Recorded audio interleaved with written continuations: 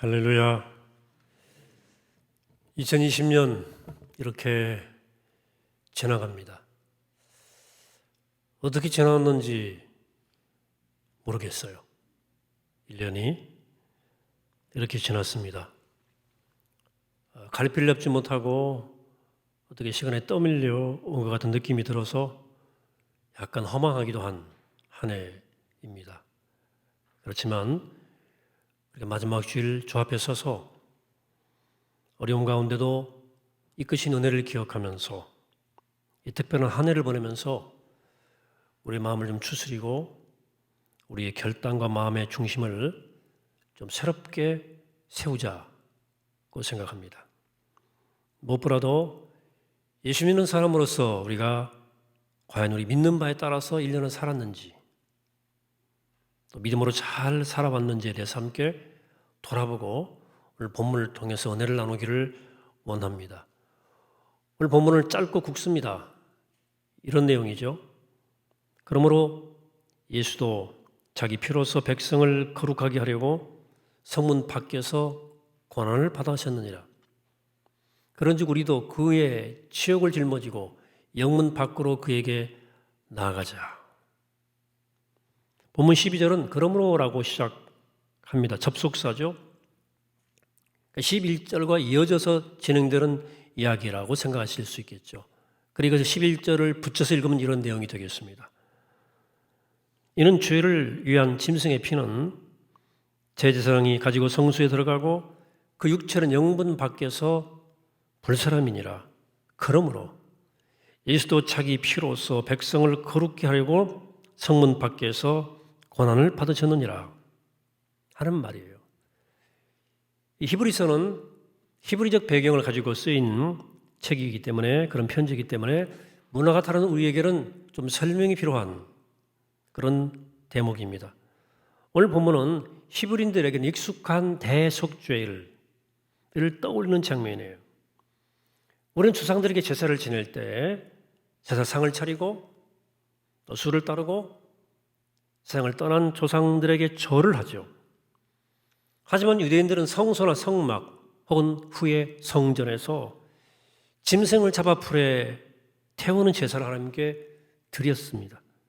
그때 제단의 죽임을 당한 그 짐승의 피는 대제사장이 가지고 성소로 들어가고 짐승의 시체는 가죽이나 내장 등등 다 전부 진 밖으로 갖고 나가서 불살랐습니다. 히브리서는 이런 사실을 배경으로 하면서 구약시대에는 죽임 나간 짐승의 피를 백성의 죄를 위해서 대제사장이 가지고 성소에 들어갔다면 예수님은 자신의 피로서 백성의 죄를 속하기 위해서 십자가에 죽으셨다고 말합니다. 여기서 히브리서의 독특한 관점은 뭐냐면 짐승의 육체가 영문 밖에서 불태워진 것하고 예수의 십자가의 죽음이 예루살렘 성문 밖에서 이루어진 점을 유사하게 대비한다는 사실입니다. 여기 영문 안은 이스라엘 백성들이 광야 생활하는 동안에 천막을 치고 있는 주거 지역, 진영 안이에요.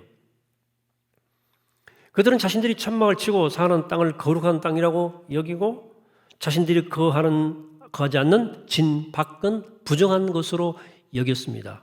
그래서 율법의 규정에 따라 죽임당한 짐승의 시체를 불태울 때는 그 시체를 반드시 영문 밖, 즉 부정한 곳으로 가지고 나가야 돼요. 따라서 이런 제사 의식이 시중을 든 사람이라 할지라도 일단 부정한 곳으로 나갔기 때문에 다시 들어오기 위해서는 반드시 정결 의식이 필요했어요. 오늘 히브리서 기자가 주목하는 것은 예수가 성문 밖에서, 즉 예루살렘 밖 성문 밖에서 죽임을 당했다는 거예요. 거룩한 성 안에서가 아니고 부정한 땅, 성 밖에서 자신을 희생으로 드렸다고 이야기하는 겁니다. 그런데 여기서 이 성문 밖이란 이 말이 유대인들에게 몹시 거슬립니다. 왜 하필이면 부정한 땅에서 자신을 희생 제물로 드렸다고 그래 백성을 거룩히 했다고 하는지에 대해서 유대인들은 귀에 거슬렸습니다. 아니 왜 하필 성문 밖 그 부정한 땅에서 피를 흘렸다고 그러는 거야? 라고 물었어요. 그래서 히브리서는 명료하게 증언합니다. 예수 그리스도는 자기 백성을 거룩하게 하려고 성문 밖, 그 부정한 영역에서 자기를 속죄의 제물로 드렸다고 증언합니다. 예수님 십자가 달리신 골고다라고 그러죠. 갈보리를 골고다 언덕이라고 부르지 않습니까? 골고다란 말은 해골의 곳, 해골의 장소란 뜻이에요. 예수께서 피 흘리신 골고다 언덕은 그 이름의 뜻만큼이나 부정한 장소입니다. 성문 밖이에요. 그러나 거룩하신 하나님의 아들 예수 그리스도께서 거기서 십자가에 달리심으로 말미암아 거룩하지 못한 곳이 거룩하게 된 거예요. 죄로 더러진 우리는 하나님이 거하는 영역에 살 수 없어 추방되었습니다. 죄인은 하나님의 통치권 아래 사는 것이 아니라 하나님의 통치권 밖에 사는 자들입니다. 하지만 거룩하신 그리스도가 그것 부정한 자리에서 십자가에 달리심으로 부정한 자리에 있는 자에게 소망을 주셨다는 거죠. 하나님의 성 밖에 있는 자들이 거룩한 하나님의 성 안으로 들어오기 위해서는 깨끗게 하는 정결의식이 필요합니다. 그런데 히브리서는 예수께서 성 밖에서 희생 제물로 드려졌다고 선언합니다. 성 밖에 사는 사람들이 성 안으로 들어오도록 하기 위해서 하나님의 통치권 밖에 사는 이들이 하나님의 통치권 안으로 들어오기 위해서 하나님 자신이 성 밖으로 나왔다. 왜냐하면 쫓겨난 죄인은 거룩한 성 안으로 스스로 들어올 수 없기 때문입니다. 더러운 죄인이 성 안으로 들어올 수 없었기 때문에 거룩하신 하나님 예수님께서 성 밖으로 나가서 성 밖에 있는 죄인을 초청하셨다는 거죠.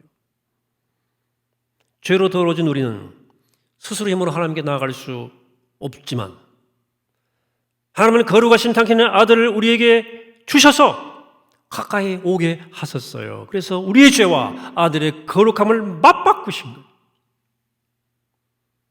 거룩하지 못한 우리에게 당신의 아들의 거룩함을 소유하도록 하기 위해서 그 아들을 성문 밖으로 내쳐서 희생 제물로 드리신 거예요. 성문 밖에 세워진 십자가를 통해서 우리의 죄를 담당하심으로 우리가 거룩해진 것입니다. 그래서 우리는 하나님의 통치 안으로 들어오게 된 거예요. 하나님 나라 안으로.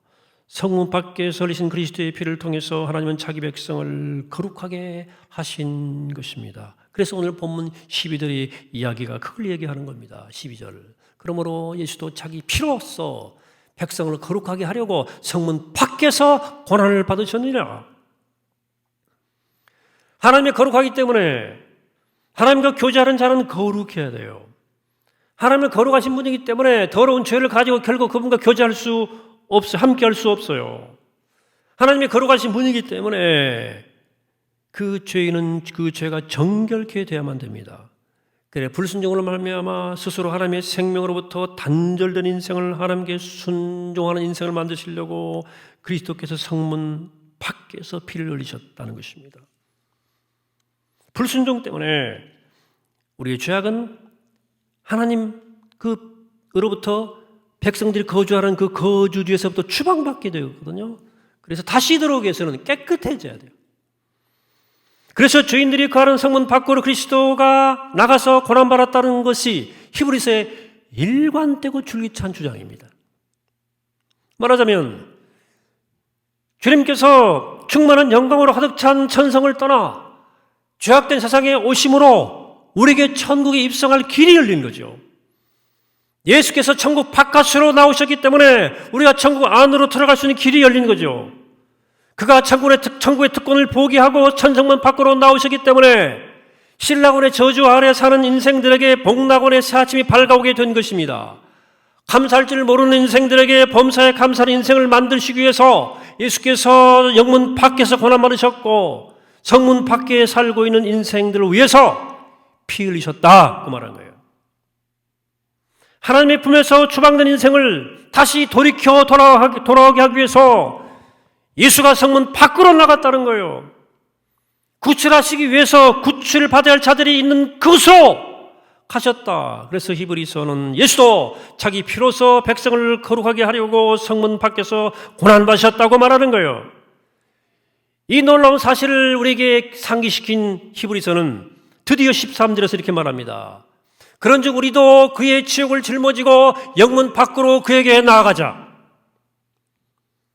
그가 우리를 구하려고 성문 밖에서 고난받는 것처럼 우리 역시 그의 치욕을 짊어지고 영문 밖으로 그에게 나아가자. 꼭 권면합니다. 예수 그리스도께서 우리를 거룩하게 하시려고 죄 많은 우리가 가는 성문 밖으로 밖에서 고난받으셨기 때문에 우리 역시 그의 수모에 동참하면서 영문 밖으로 그에게 나아가자. 그런즉 우리도 그의 치욕을 짊어지고 영문 밖으로 그에게 나아가자. 여기에 예수 믿는 오늘 우리를 향한 주님의 요구가 있습니다. 여러분, 예수 믿는다는 것은 환한 조명 아래서 편한 의자에 앉아가지고 예배드리는 것이 전부가 아닙니다. 물론 요즘 그것도 못 드리고 있습니다만 주님은 우리 몸과 마음, 영과 혼을 위해서 전부를 구원했기 때문에 토탈 살베이션, 우리에게 전적 헌신을 원하십니다. 우리를 구원하시기 위해서 자기 살을 찢고 피를 흘리셨기 때문에 모든 걸 다 쏟아부었기 때문에 그의 삶이 온전히 우리를 위해서 죽음으로 들어졌기 때문에 이 사실을 믿는 사람들이 온전한 믿음으로 응답하시기를 기대하시는 거예요. 당신 전부를 주심으로 우리를 구원하시기 때문에 구원받은 사람들 역시 그 삶 전체로 응답하시기를 기대하시는 것이죠. 그래서 주님은 옥합을 깨뜨린 여인에게 그토록 감동하신 거예요. 왜? 전부를 드렸기 때문이에요. 쪼가리가 아니고 전부였어요. 주님 우리에게 삶의 한 조각이 아니라 전부를 주셨기 때문에 주님은 언제나 우리의 전부의 헌신에 감동하십니다. 여러분, 십자가는 전적인 구별과 전적인 희생의 상징입니다. 십자가는 애당초 목에 걸린 장식용으로는 전혀 부족한 것입니다. 그리스도를 따르는 사람들은 이 십자가의 길을 삶으로 걸어야 되는 거예요. 액세서리가 아니에요. 그래서 주님 말씀하십니다. 마태복음 10장 38절에서 또 자기 십자가를 지고 나를 따르지 않는 자도 내게 합당치 아니하니라. 그러므로 제자로서 주님의 길을 따르는 길은 주님처럼 성문 밖으로 나아가는 것입니다. 오늘 기독교인들에게 너무나 쉬운 것을 요구하고 있습니다. 부담을 주지 않아요. 저부터. 아니, 거의 아무런 요구를 하지 않습니다. 한다고 해봤자 조금 요구할 뿐입니다. 하루 한 장 성경 묵상합시다. 이 정도예요.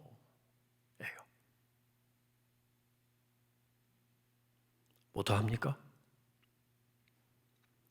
여러분의 절대 요구, 절대 순종이 없는 곳에 절대 행복은 없습니다. 여러분, 절대 헌신이 없는데 어떻게 절대 평안이 옵니까? 가능하겠습니까? 여러분, 진짜 사랑과 헌신은 찔끔찔끔 못하는 거예요. 개사람이 못하는 겁니다. 하라고 해도 못해요. 그건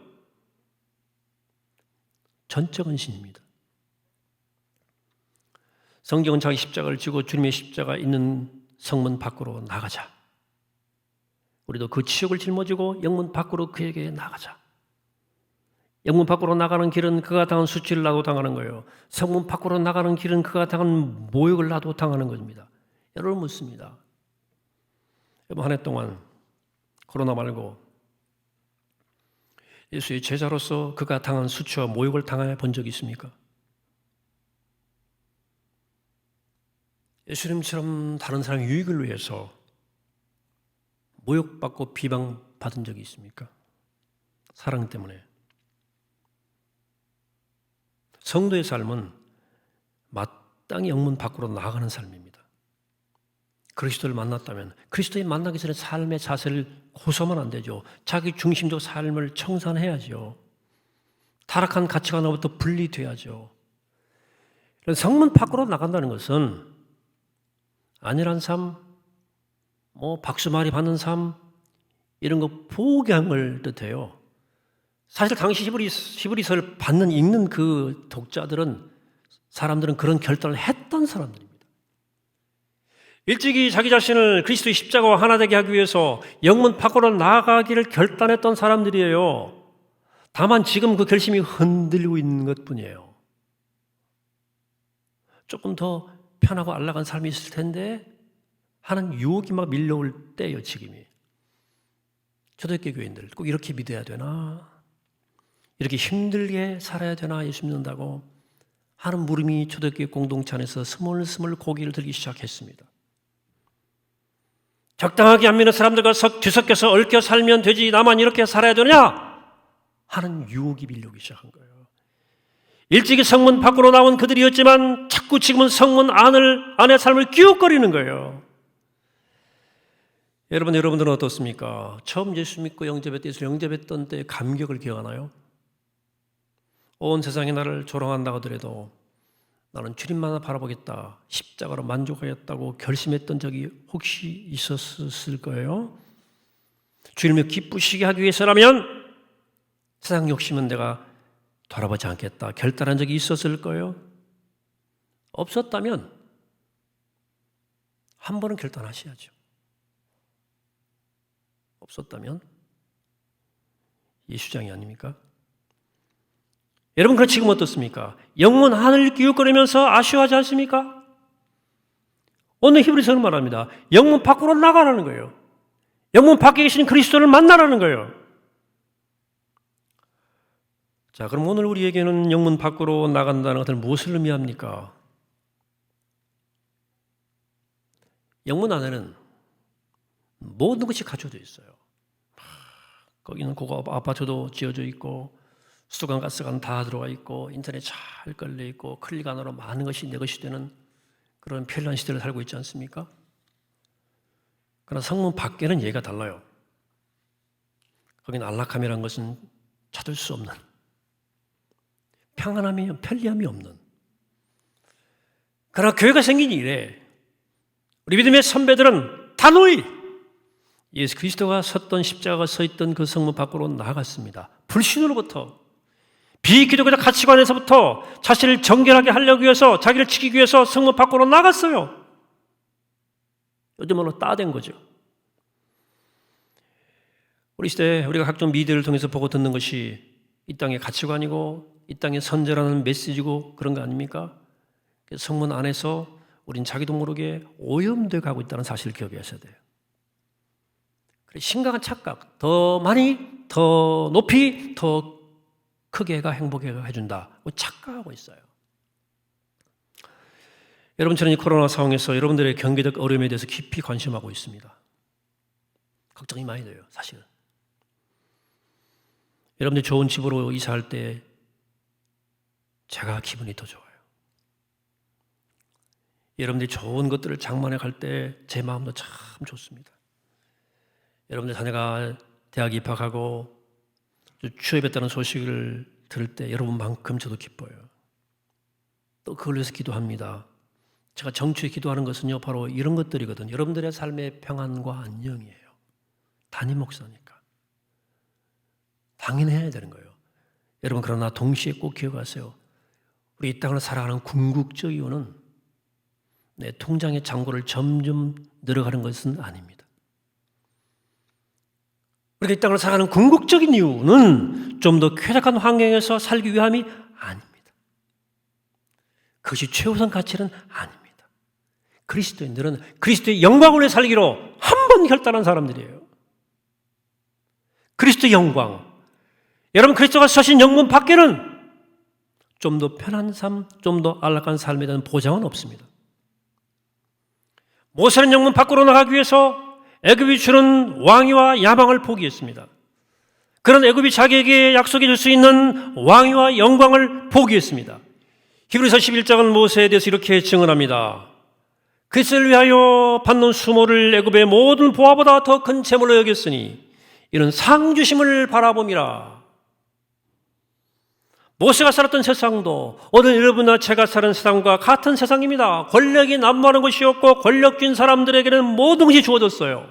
그런 세상이었습니다. 그런 서열에 따라서 왕위까지도 바라볼 수 있었지만 그리스도와 함께 그리스도를 위해서 받는 수모를 애굽의 모든 영광보다 더 큰 재물로 여겼다. 이유는 장차 상 주시는 이를 바라보았기 때문이라고 히브리서는 말합니다. 여러분, 권력은 여나 지금이나 매력적인 것입니다. 어떤 사람은 권력 옆에서 기웃거리기만 해도 대단하다 생각해요. 나는 줄 제대로 댔다. 근데 그걸 잡았다? 대단한 거죠. 권력 잡는 것. 그렇게 이 세상이 달리지 않습니까? 그러나 모세는 그리스도를 위해 받는 수모를 애굽의 영광과 비교하지 아니했다. 비교 안 했다는 거예요. 그러면 천국 영광을 마다하고 우리를 구원하기 위해서 이 땅에 오신 예수를 따르는 우리는 어떠해야 되느냐? 히브리서 기자는 권면하는 거죠. 그런즉 우리도 그 지옥을 짊어지고 영문 밖으로 그에게 나아가자. 영문 밖으로 나가는 길은 옛 삶을 벗어나는 동시에 성문 밖에서 멸시당하고 못 박히신 그리스도와 하나 되는 거예요. 물론 우리가 염세주의자나 금욕주의자는 아닙니다. 성문 안에 있는 안락한 삶 그 자체를 기피하는 사람들은 아닙니다. 좋은 환경이 주는 편안함과 안락함을 일부러 외면하는 삶을 살자는 얘기 아니에요.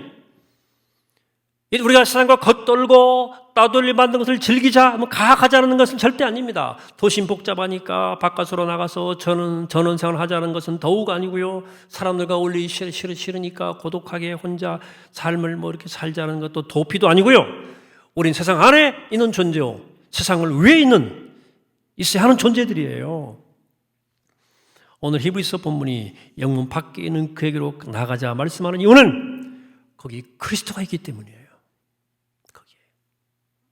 그리스도가 거기 계셔요. 우리가 영문 밖으로 나아갈 이유가 있다면 거기에서 그리스도의 고난에 동참할 수 있기 때문에, 거기에 내가 손잡아 줄 내가 함께할 이웃이기 때문에,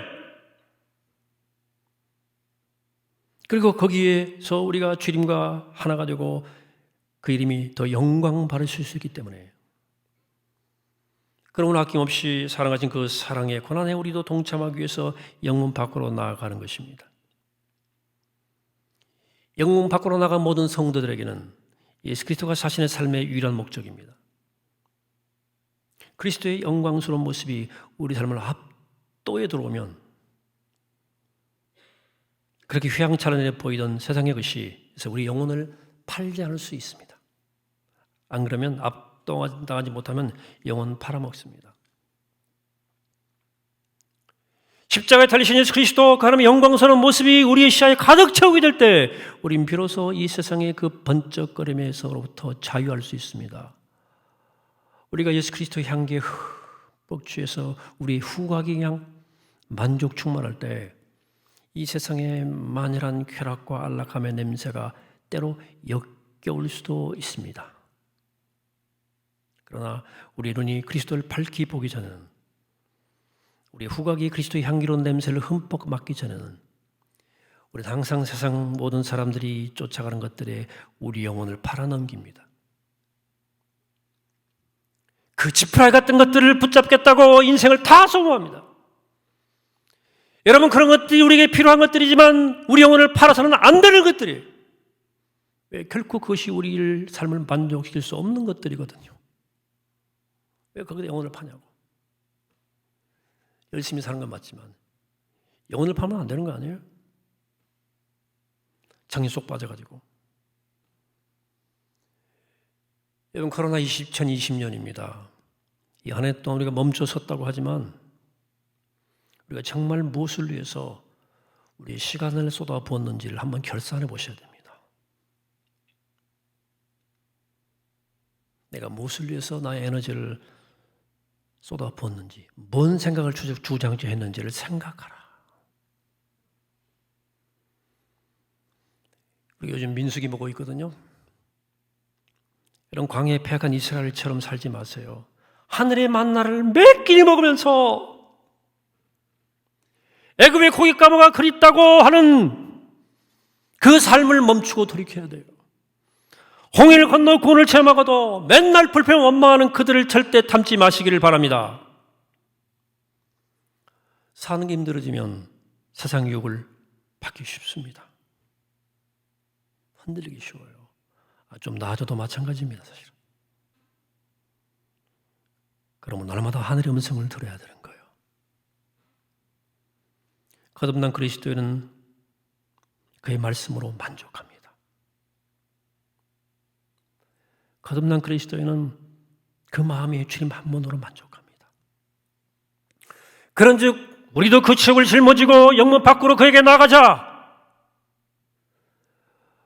우리 어제 그제 성탄절을 보냈습니다. 구유에 태어나신 아기 예수를 진정으로 축하하는 길은 저 영문 밖으로 계신, 밖에 계신 십자가의 희생으로 그 삶을 바치신 그리스도의 자리로 나가는 거예요. 바라그니 성탄의 계절, 그리고 하늘의 마음이라는 이 시간, 성문 밖으로 나가신 그리스도를 기억하며 그분의 뒤를 따르기 위해서 우리 기도 자리를 고쳐잡고 허리띠를 묶고 신발을 다시 묶고 걸음을 다시 정비하는 복된 여러분 되시기를 이 아침에 주의 이름으로 간절히 축원합니다. 또 오겠습니다. 걸어가신 하나님, 2020년 우왕좌왕 살았습니다. 하나님, 그렇지만 은혜가 깊었고 또 주님의 교회를 사랑하셨음을 기억합니다. 우리 원망했고 갈팡질팡했지만 또 다른 기회를 주셔서 이렇게 마지막 주일에 서게 하시고 또 새해를 바라보게 하심을 감사합니다. 오늘 제 말씀을 기억합니다. 그런즉 우리도 그 치욕을 짊어지고 영문 밖으로 그에게 나아가자. 히브리서의 권면을 기억하며 하나님 그리스도의 뒤를 쫓기로 다짐하고 결단하는 우리가 되게 하여 주옵소서. 감사드리옵고 우리의 생명 되신 예수 그리스도 이름으로 간절히 기도하옵나이다. 아멘.